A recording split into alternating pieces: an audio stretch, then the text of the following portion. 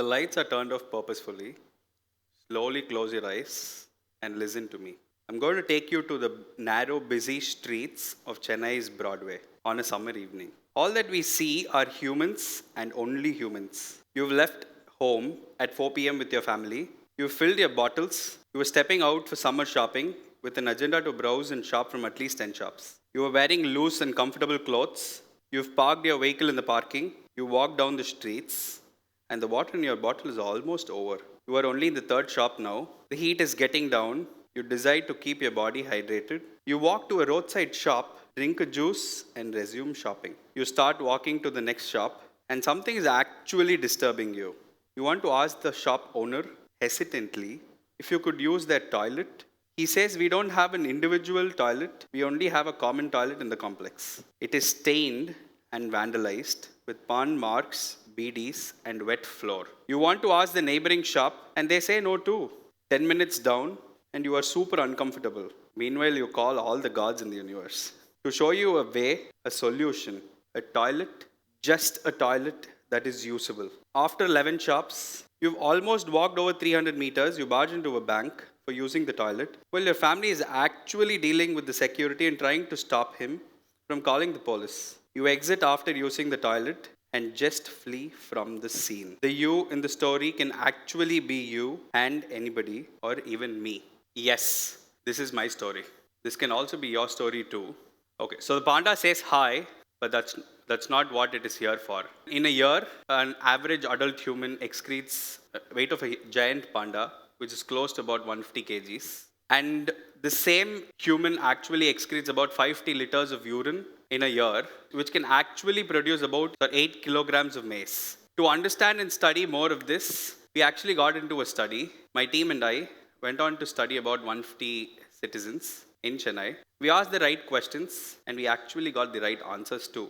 What did we actually find? We found this scene in Chennai's beach. We also found this vandalized pawn marks, BDs, wet floor. We also saw people actually openly defecating and urinating. We saw this unused. We also came to know that men and women do not have the same needs when it comes to public sanitation. Down the lane, about 2 years after this study, we came up with a design. We built a module that can actually be mounted on a cycle, and we built a module that can be replicated and be mounted on a heavy vehicle as well. We addressed all of that we studied, and we put it into a design. We made a design that's based out of kirigami, a Japanese technique of cutting and folding that's only used in paper, but we also used it in construction technology. And we actually addressed all of that we learned into design, and we made it a solution. So this entire module can actually be collapsed, can be mounted, and the fixtures are all collapsible. So addressing all of that that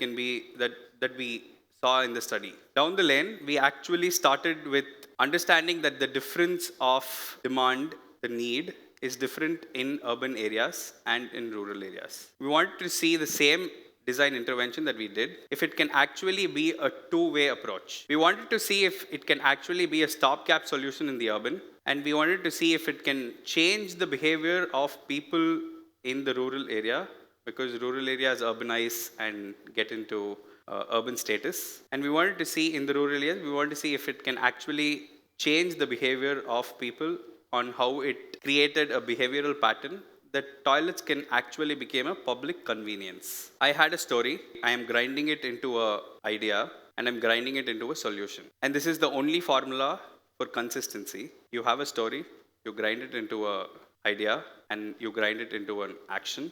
And let's slightly tilt our views in how Indian public toilets are, apart from Chennai. We asked AI, we just gave a prompt as to how Indian public toilets will look like. I'm going to read it out for you. For this request, let's envision an illustrative scene that's both respectful and mindful of privacy. Look at the words that it's actually using. Even the AI has a pre-deceived intention or a notion that Indian public toilets are very, very not mindful of privacy. And it continues. How about I create an image of a clean and well-maintained Indian public toilet exterior with clear signage in a busy urban environment.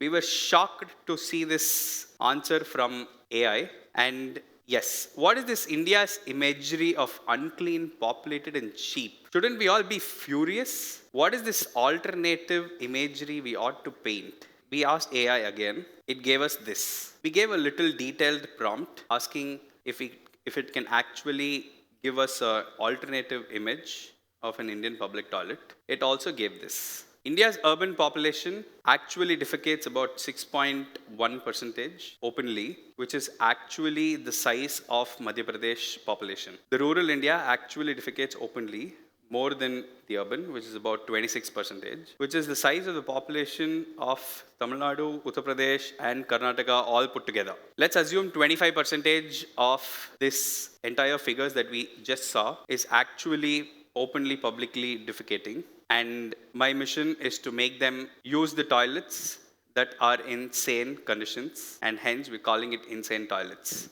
Thank you.